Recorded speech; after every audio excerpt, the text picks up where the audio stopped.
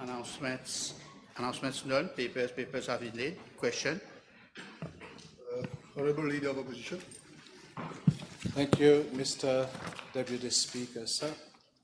Mr. Deputy Speaker, I have given notice of the following private notice question addressed to the Honourable Minister of National Infrastructure, whether in regard to the construction sector he will, for the benefit of the House, obtain from the Construction Industry Authority information as to the number of large and small contractors currently registered thereunder, B, projected growth for this sector over the next 5 years, and C, strategy to support same.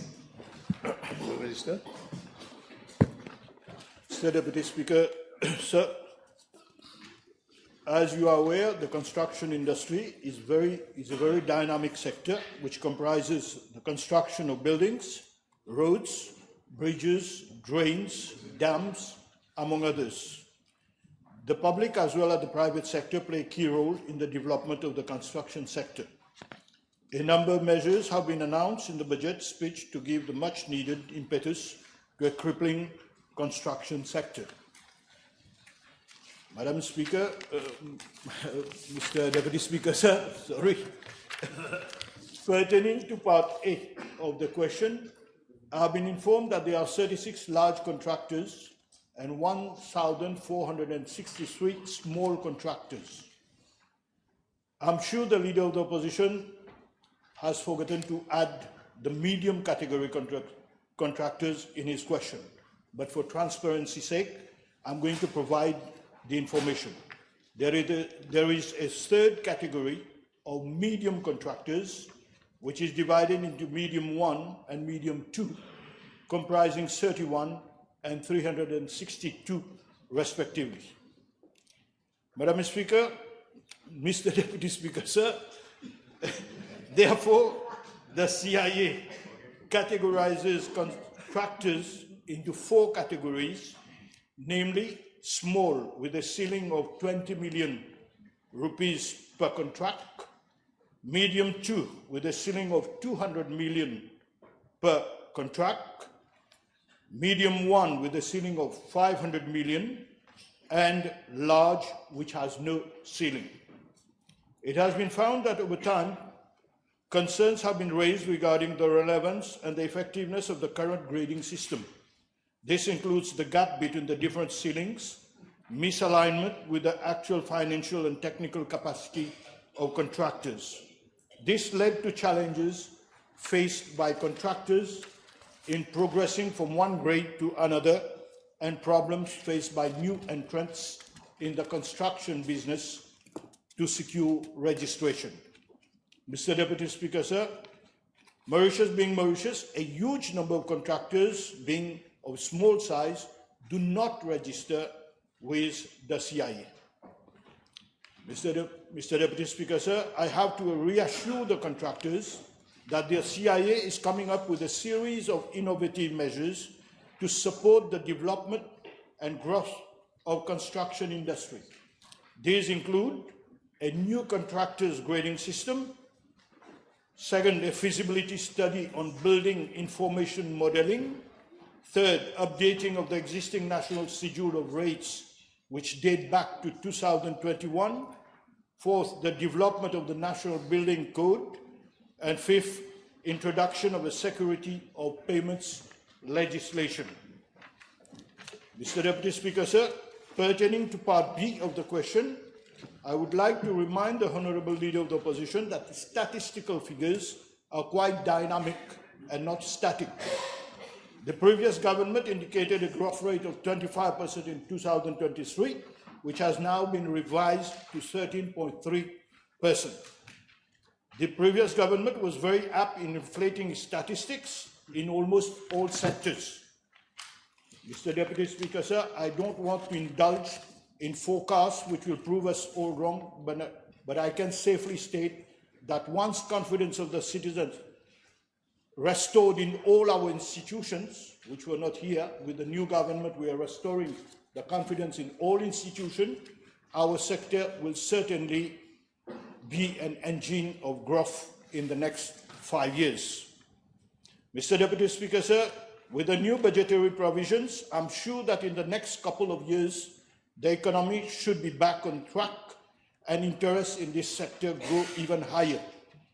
I would not like to engage in futile forecasts as was being done with the previous government. Mr. Deputy Speaker, sir, pertaining to Part C of the question, the construction sector fully qualifies to be registered as SME, where various benefits under several schemes are being given. For the present financial year and to date, 199 small and medium contractors have benefited directly from jointly worked schemes relating to technology, ERPS, equipment consultancy, and others. The above figure added to 391 beneficiaries from the previous 3 years takes the total number of beneficiaries from small and medium contractors to 590 direct beneficiaries of scheme offered by SME Mauritius over the past 4 years. The CIA, in its venture to ensure that the appropriate skills and trainings are transmitted to the contractors, regular trainings are provided on project management, on health and safety issues, on bidding procedures, dispute resolution, among others. I'm also advised by the DBM that there exists a loan scheme for small contractors. However, although the maximum loan is 25 million, there has been no application received from small contractors. Was it not seulement une mesure d'annonce for small contractors? Because although the scheme has existed, no one has been able to benefit from it. Mr. Deputy Speaker, sir, I intend to talk to the Prime Minister and the Minister of Finance so that we can revisit and re-engineer these loan schemes. The intent of this government has been made clear in the current budget and in the budget speech. I'm going to ensure that necessary amendments are brought to the CIA Act.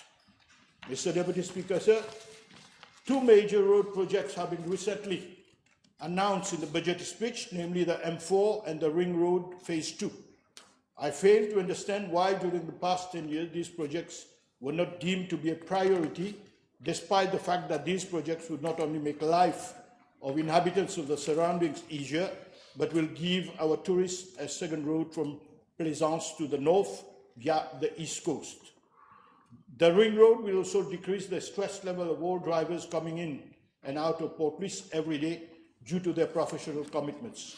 All necessary consultations will be undertaken and the alignment of the Ring Road will be worked out with consultation with all the stakeholders.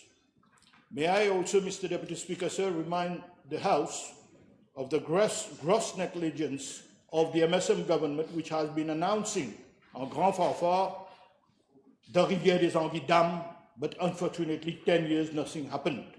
Again, in the present budget, funds have been earmarked to make this happen, and we are committed to it. Mr. Deputy Speaker, sir, I can assure everyone that during this mandate, this project will be successfully implemented, not for the sake of implementation, but to alleviate the hardship to everyone who are deprived from basic necessities of life, water, which is potable, drinkable, and safe for consumption. Mr. Deputy Speaker, sir, with an investment of about 180 billions in the coming 5 years in public infrastructure, you need not be an economist to know that there will be a multiplier effect over the whole economy in the next 5 years, as there will be lots of jobs creation leading to opportunities in all regions of Mauritius, which will further create more wealth in line with the vision of this government. Would you believe that in 2025, Mauritius does not have the building information modeling, which should have made this sector more dynamic, efficient, as well as effective? The BIM project, which should have been implemented long ago, was completely forgotten by the previous regime, but in all fairness to the sector, I've ensured that we are going to initiate this project in weeks to come.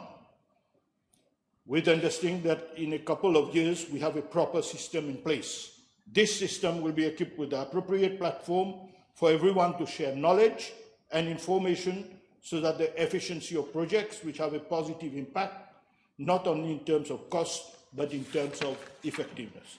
Thank you, Mr. Deputy. Honorable Leader Opposition. Thank you, Mr. Deputy Speaker, sir.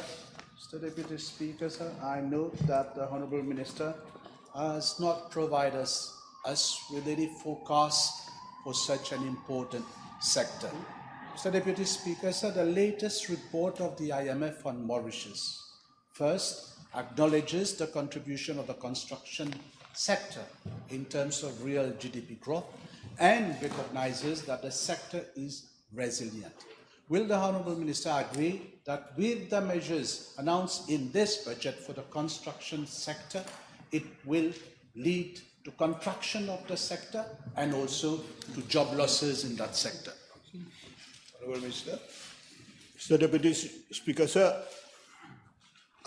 when I listened to the Leader of the Opposition saying that there will be a contraction in the construction sector, I'm not agreeable with him, but I must remind him that we are investing 180 billion over the 5 years, but we must also bear in mind, despite the budgetary situation that they left us behind, with a debt of 642 billion rupees in the country, with all the debts that we have to pay in different sectors, despite that, the Minister of Finance, the Prime Minister, il n'a pas hésité de mettre l'argent where we must put in all construction, in development, in infrastructure, in dams, in roads, in buildings. We have invested where we have to invest, and I'm sure that this investment will bring growth and will bring growth in the country. Thank you. So, can the Honourable Minister inform the House of the number of new public infrastructure projects that the government will implement over the next 3 years? I think if the Leader of the Opposition would have gone through the budget, he would have known the projects that or if he would have gone in the estimates. It is well detailed because now we have presented a program-based budgeting. So all the projects, the dams, the drains projects, the buildings projects, the schools, new schools, the repair to school, all these are found in the budget. If you would have taken pain to go through that, you would have known. Honorable Leader Opposition. Yeah, only 2 important projects are in the budget, and that too will be implemented during the 3rd year. Will the Honourable Minister inform the House whether since the presentation of this budget, he has met with the representatives of big, medium and small contractors to discuss with them the measures for the construction sector in the budget? Mr. Deputy Speaker, sir, I think the first part of his question was in the budget speech, he saw only 2 projects. I think all the details are not in the budget speech. They are in the PSIP program, they are in the annex, they are in the estimates. If you go through the estimates, you go through the annex, you go through the PSIP, you will see all the projects are detailed. Now, the Leader of the Opposition is asking me whether since the presentation of the budget, I met the Association of Contractors. Let me tell him, let me remind him that I met the contractors, the Association of Contractors. Since I took office, I met them once or twice, but now it's only 2 weeks that every day we are in the House, we are debating the budget. So once the budget, if they will ask for an appointment, certainly they will get an appointment, and I will be more happy to meet them. No. Yes, Honorable Leader Opposition. Yes, Mr. Deputy Speaker. The NDU and the LDA, 2 strategic departments of this ministry in the fight against climate change, have been transferred to the Ministry of Local Government. Can you explain the reasoning behind? I think I will ask the leader of the opposition to be patient because we have not yet voted the budget. So be a bit patient, then you will know. Next question. Yes. Mention is made in the budget of the construction of the phase 2 of the Ring Road project. I believe that phase 2, Mr. Deputy Speaker, of that project will again include the construction of 2 tunnels through the mountains. Is the Honourable Minister aware that this region is landslide prone? Again, I think the Honourable Leader of the Opposition has not gone through the budget. Because we are not embarking on phase 2 right now. There is money for consultancy for phase 2. There are geotechnical funds have been provided for consultancy work, and we have said that we are going to rework the alignment, and we are going to go through consultation with the people, those who are living on the alignment over there. So, Next question. Now, if he is giving that reply before announcing the project, can you inform the House whether that project is technically feasible? I just said that we are appointing consultant. I don't know whether this is so simple. You can't understand a simple answer. I'm not a consultant. We are appointing a consultant to go to do the work, and then we'll report to the ministry, and then from there on we'll see. Mr. Deputy Speaker, sir, in terms of environmental concerns, will the Minister agree that the construction of those 2 tunnels will disrupt the mountain ecosystem, and it will be a project with a lot of legal risks? Again, Let the Minister answer, Mr. please. Deputy Speaker, sir, again, I'm not an engineer. That's why we appoint consultant. That's why we appoint professional to do the work. So let them do the work, and then when we get the report, we'll see. My next question is not an engineering-based question. Will the Minister inform the House that when the Ring Road project will be completed, it will not be subjected to toll road charges? I think the leader of the opposition wants to make the people outside have fear. So that's why he is coming with the idea of toll. We have never discussed about toll idea. Listen to the answer. Who said that? You read that in the budget? Action, next question.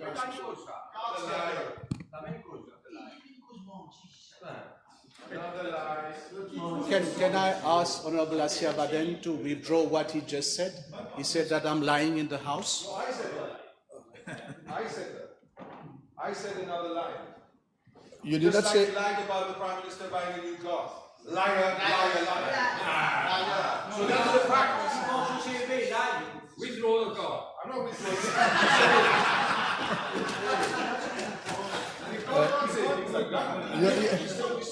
Because, sir, if he spurts out untruths, I cannot say that he's speaking the truth.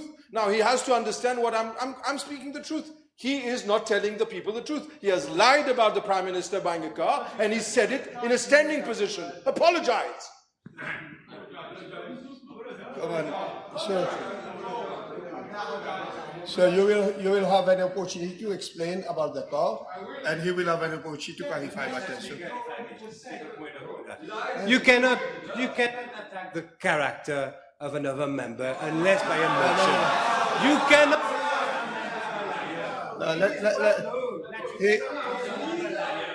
He has not. But you can't call someone to his face a liar in this parliament. He has not treated. So I will ask you to ask him to withdraw that. Hold up. He has not treated. Excuse me. I have listened carefully to what the honorable. He has never said that what he's a liar. He has said what he has said. What I've heard is that what Honorable Minister Mohammed has said, what he has said is a lie. He has not said that the Honorable Leader of the Opposition is a liar. Let's carry on. No, I've not heard him say liar. We'll verify. Deputy Speaker, sir, that we suspend the sitting for you to listen to what he said. We'll have an opportunity to listen, and if there is a need to make a statement, we'll make a statement after. Let's carry on with the PNQ. You did not call him a liar right now. No, he said, no, come on. I've already,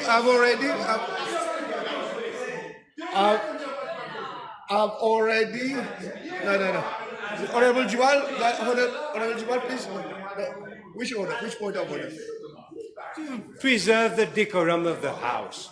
You cannot call someone a liar. He could say he's not speaking the truth. But to go and attack his character. To preserve the decorum of the House. I've already stated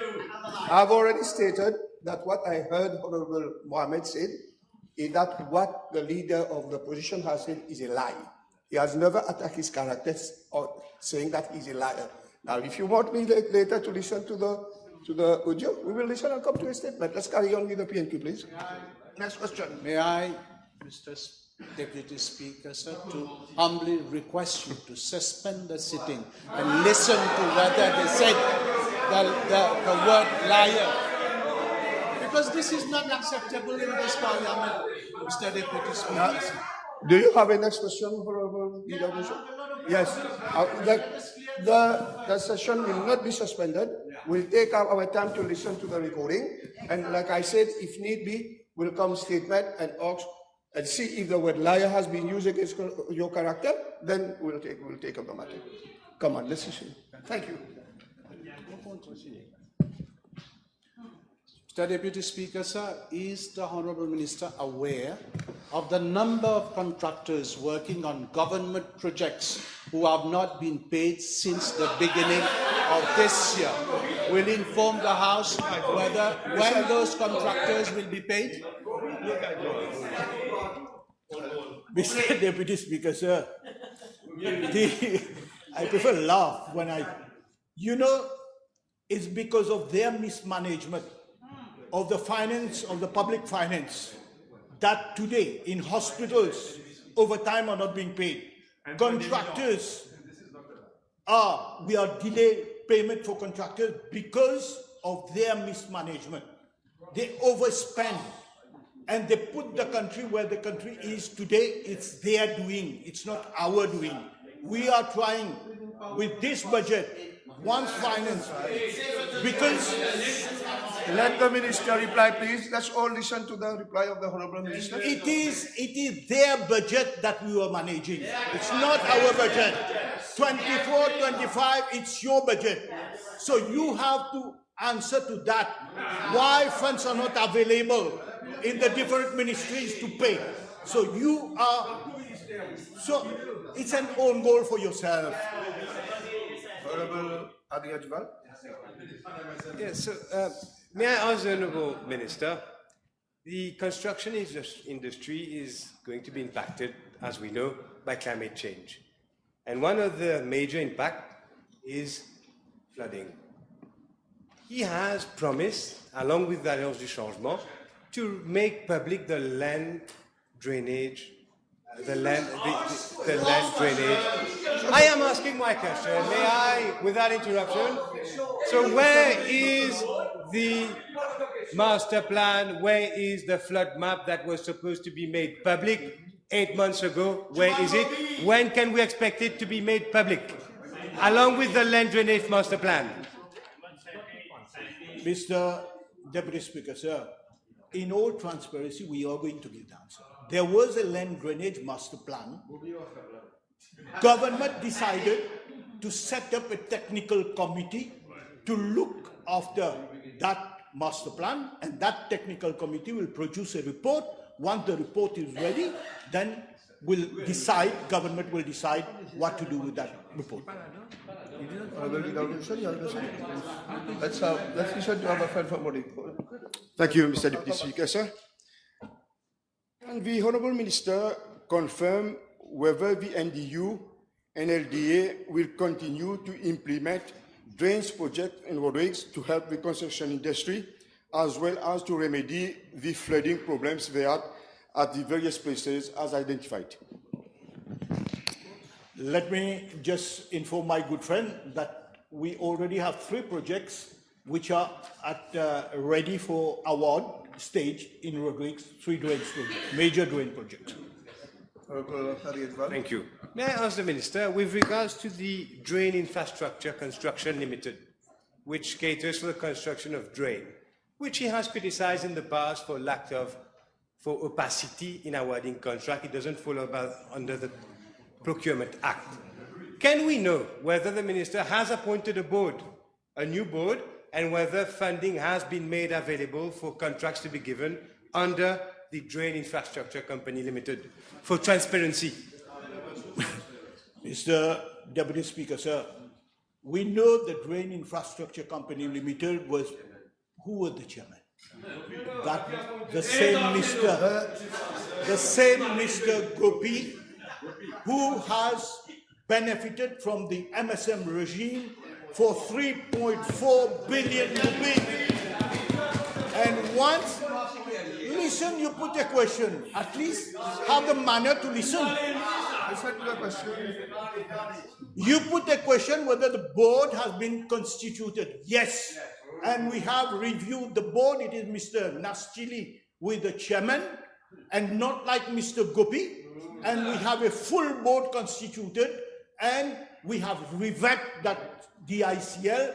And I must tell you, compared to what it was before, where they do not seek even the clearance of Ministry of Finance, launch contract. There are certain contracts have already been started, contract not signed. This is things of the past. Now, they work according to regulation, strict regulation that the DICL is performing. And you ask whether funds are available, 2.4 billion rupees have been put in the budget for drains. Go and read your budget. Yeah, one last question. Mr. Deputy Speaker, sir.